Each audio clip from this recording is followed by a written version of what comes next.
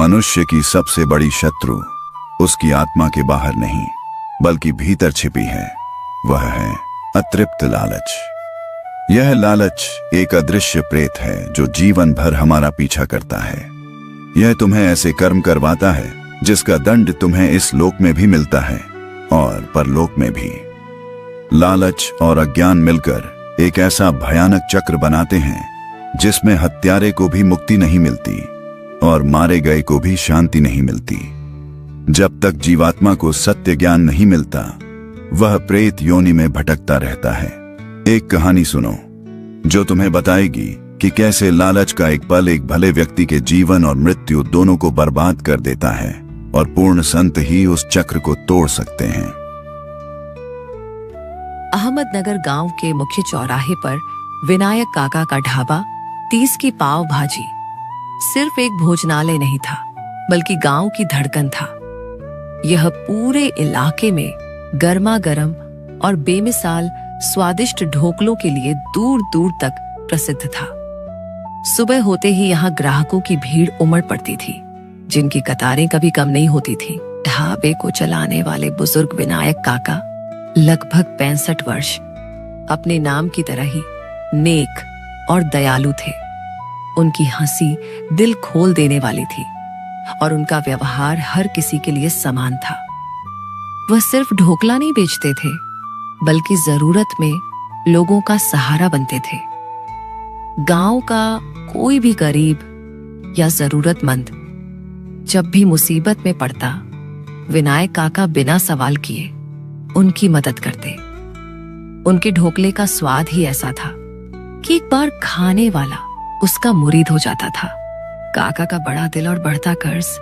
एक शाम जब ढाबे पर खूब चहल पहल थी, गांव का मजदूर नितिन हिचकिचाता हुआ काका के पास आया। काका प्रणाम। आज घर पर चूल्हा नहीं जला, क्या आप कृपा करके 10 ढोकले और 30 की पाव भाजी उधार दे सकते हैं? कल दिहाड़ी मिलते ही आपकी रकम चुका दूंगा। काका ने अपने चेहरे पर शिकन लाए बिना मुस्कुराते हुए कहा, आ जाओ नितिन, भूखे पेट कोई नहीं जाएगा मेरे यहाँ से। लेकिन मेरी एक बात याद रखना, अगली बार उधार लेने से पहले पुराना हिसाब चुकता कर देना। यह ढाबा भी उधार पर नहीं चल सकता। ओह, आपका बहुत बहुत धन्यवाद काका। आप सचमुच देवता समान हैं। यह मेरे और मेरे बच्चों पर आपका बहुत बड़ा उपकार है। नितिन की आंखें कृतज्ञता से भर आईं। नितिन के जाते ही ढाबे पर काम करने वाला उनका भरोसेमंद सहायक राजू, जो विनायक काका को दादा कहता था, पास आया। दादा, आप सचमुच बहुत बड़े दिल वाले इंसान हैं। नितिन ने पहले के पैसे अभी तक नहीं चुकाए, फिर भी आपने उसे फिर से उधार दे दिया। इस तरह तो ढाबे तो भारी नुकसान हो जाएगा। विनायक काका ने धीमी मुस्कान दी और अपने काम में लग गए।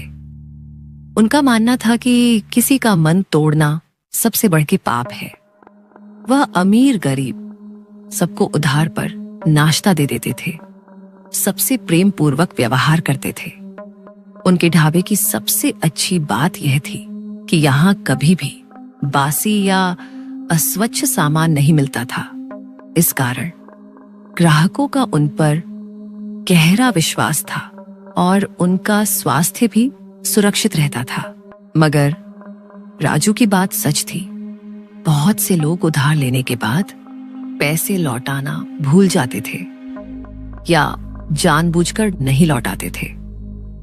यह बढ़ता हुआ कर्ज विनायक काका के मन को भीतर ही भीतर परेशान करने लगा था। बावजूद इसके कि ढाबा बाहरी तौर पर सफलता की सीढ़ियां चढ़ रहा था, वह मन में हिसाब लगाते थे कि यह उधार का खाता एक दिन उन्हें भारी नुकसान पहुंचाएगा। दिन बीतते रहे और ढाबे की रौनक बरकरार रही, लेकिन एक सुबह पूरे गांव में जैसे भूचाल आ गया। गांव की शांत बहती नदी के किनारे अचानक भारी भीड़ जमा हो गई। विनायक काका का इकलौता बेटा रौनक और उसकी पत्नी मीना दौड़कर वहां पहुंचे। सामने का दृश्य देखते ही दोनों के पैरों तले जमीन खिसक गई। नदी के पानी में, जिसे गांव के लोग पवित्र मानते थे, विनायक काका की शांत निश्चल लाश तैर रही थी। मीना और रौनक दहाड़ मारकर रोने लगे। रौनक ने रोते हुए चीख कर कहा, इस 65 साल के भले व्यक्ति से किसकी क्या दुश्मनी थी? किसने इतने साधारण और परोपकारी पिताजी की हत्या कर दी?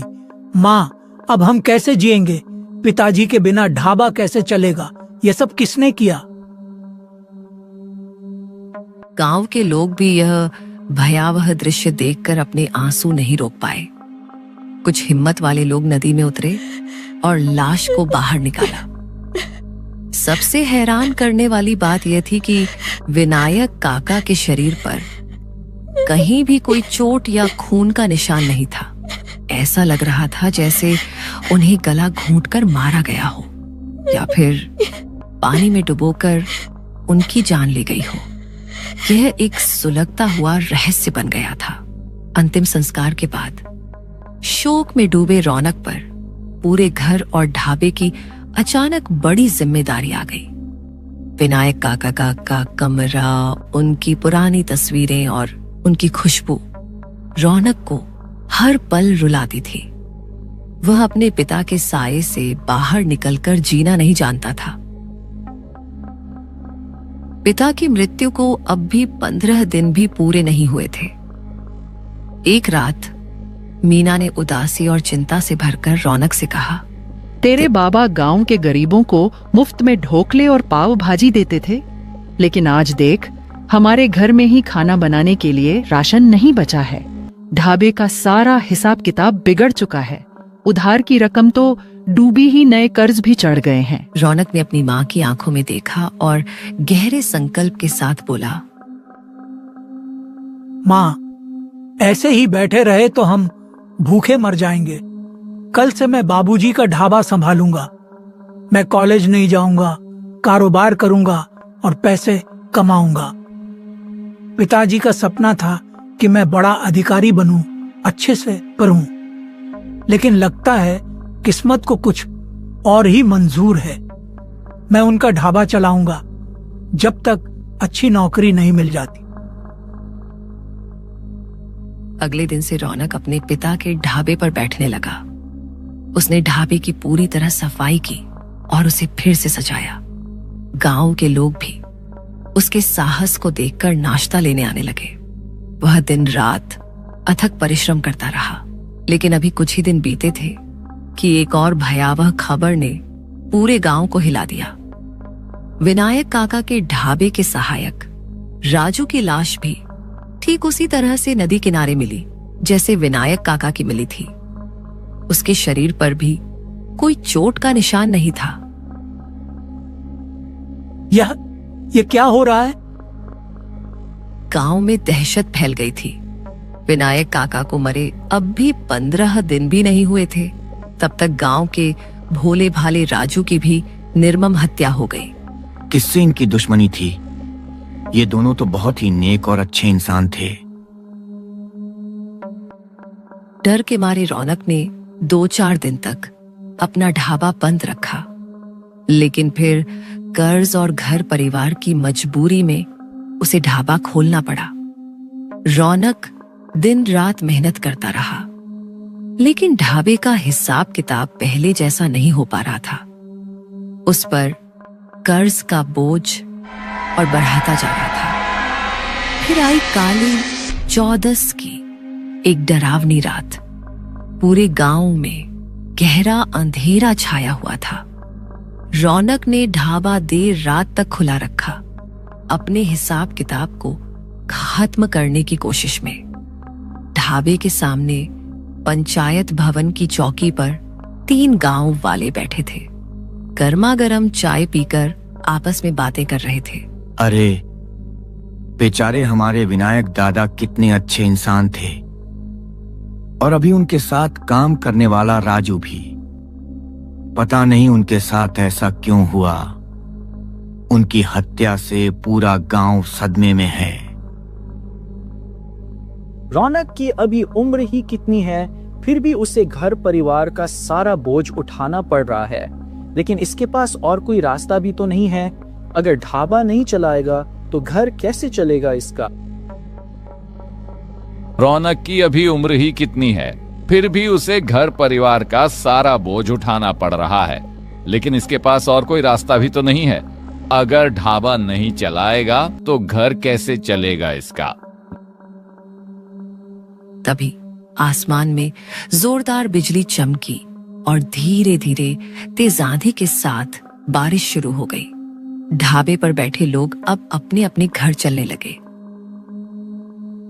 इस बारिश को भी अभी होना था क्या? चलो चलो अब घर चलते हैं। रौनक, अब ढाबा बंद कर दे। इस तूफानी रात में शायद ही कोई ग्राहक आएगा। अब मुझे भी घर निकल जाना चाहिए। बारिश और तेज होने लगी। रौनक ढाबे के अंदर सिमट कर बैठ गया और बारिश रुकने का इंतजार करने लगा। चारों ओर सिर्फ बारिश की गड़गड़ाहट और हवा की सनसनाहट थी। अचानक रौनक को अपने पिता की चीखा सुनाई दी। आवाज डरावनी और दर्द भरी थी। रौनक, ए रौनक, मेरे बच्चे, इधर आ, इधर आ। मैं पानी में डूब रहा हूं, मुझे बचा लो रौनक। रौनक यह सुनकर बुरी तरह चौंक गया। उसने यह आवाज पहले सुनी थी। वह डर से कांपता हुआ भागते हुए ढाबे से बाहर निकला और सीधा नदी की ओर दौड़ा। बिजली की एक तेज चमक में उसने देखा कि उसके पिता की लाश नदी के गंदले पानी में तैर रही है। ये कैसे हो सकता है? अभी तो 20 दिन पहले मैंने बाबा का अंतिम संस्कार किया था, फिर अब इनकी लाश पानी में कैसे? वह खुद को रोक नहीं पाया और तुरंत नदी में कूद गया। उसने किसी तरह लाश को खींचकर बाहर निकाला, लेकिन जब उसने ध्यान से देखा तो वह लाश उसके पिता की नहीं थी, बल्कि कोई और शख्स था। ये कैसे हो सकता है? मैंने साफ देखा था कि यह बाबा की लाश थी, लेकिन ये तो कोई और आदमी है।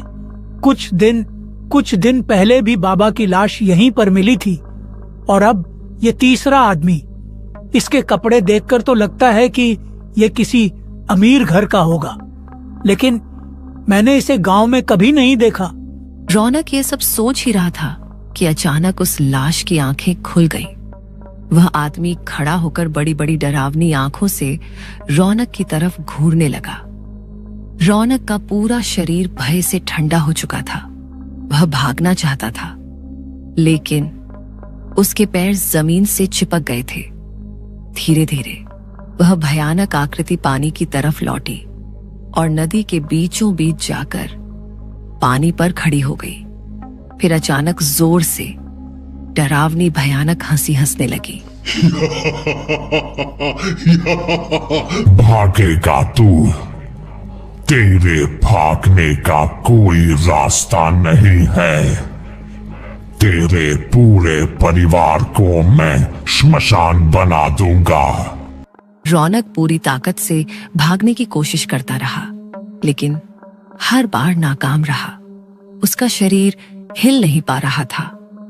फिर अचानक उसने देखा वह डरावना आदमी धीरे धीरे गायब होने लगा और तभी बारिश भी अचानक एकदम रुक गई।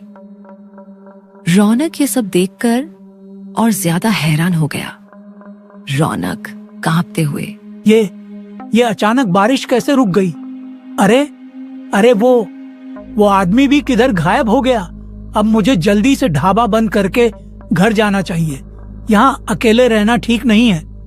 रौनक ने हिम्मत जुटाई और ढाबा बंद करने की सोची, पर वह जैसे ही ढाबे की ओर गया, उसने देखा कि ढाबे के सामने एक बड़ा चमड़े का बैग रखा था और बैग के पास एक अजनबी इंसान बैठा था।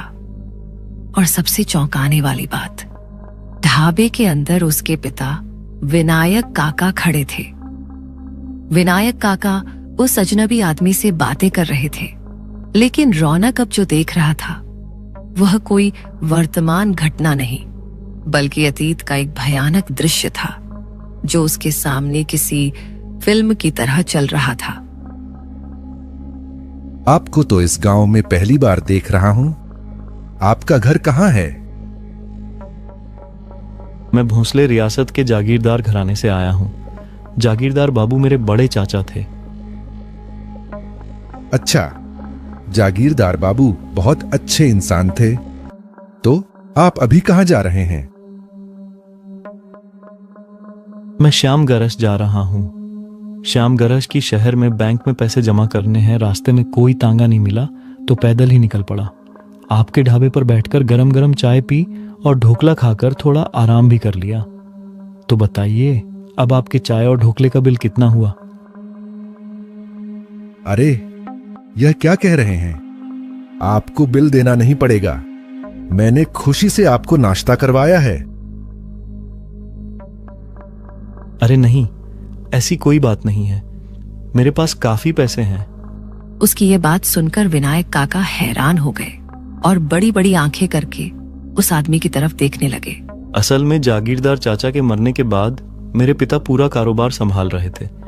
अचानक मुझे ये पैसे बैंक में जमा करने के लिए गांव से शहर जा रहा था। इन पैसों को बैंक में जमा करना बहुत जरूरी है। आप बहुत अच्छे इंसान लगते हैं, इसलिए मैं आपको तोहफे में 500 रुपए देना चाहता हूं। इतना कहकर उस आदमी ने अपना बैग खोला। विनायक काका की आंखें लालच से चमक उठी। उन्होंने देखा बैग नोटों की गड्डी से भरा हुआ था। वो आदमी एक 500 रुपए का नोट निकालकर विनायक काका को देता है और फिर वहां से जाने लगता है। लेकिन विनायक काका की आंखें अब भी भयंकर लालच से चमक रही थीं।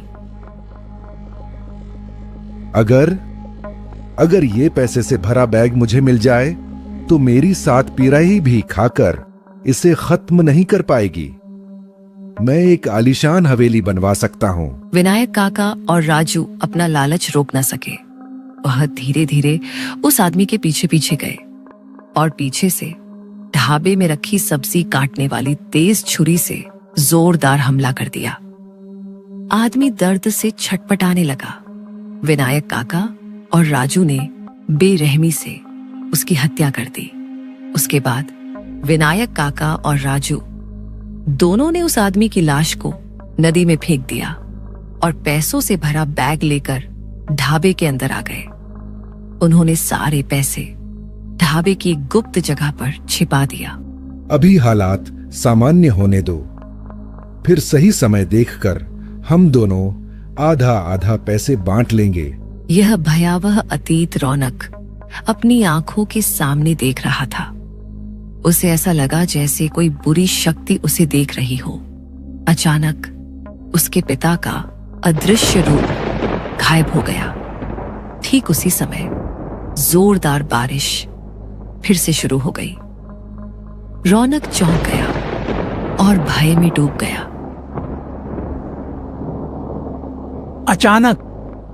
अचानक से यह बारिश क्यों शुरू हो गई? रौनक ने महसूस किया कि कोई उसके गले पर जोर से हाथ रखा। वह डर से कांप उठा।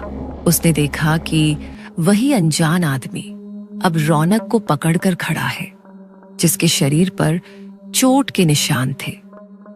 यह उसी जागीरदार का प्रेत था जिसकी विनायक काका ने हत्या की थी। तेरे पिता ने मेरे साथ धोखा किया है। लालच में आकर मेरी हत्या कर दी। तेरे पिताजी की वजह से आज मेरी यह हालत हुई है। मैंने सोच लिया है, आज मैं तुम्हें और तुम्हारे पूरे वंश को नष्ट कर दूंगा। मैं तुम्हें मार डालूंगा। नहीं, मुझे मत मारो। मेरे पिताजी ने आपके साथ गलत किया है। आप मुझे क्यों सजा देना चाहते हैं? दया करिए मेरे ऊपर, छोड़ दीजिए मुझे। तुम्हारे पिता ने मेरे साथ अत्याचार किया था। अब तुम्हें उसकी सजा भुगतनी होगी।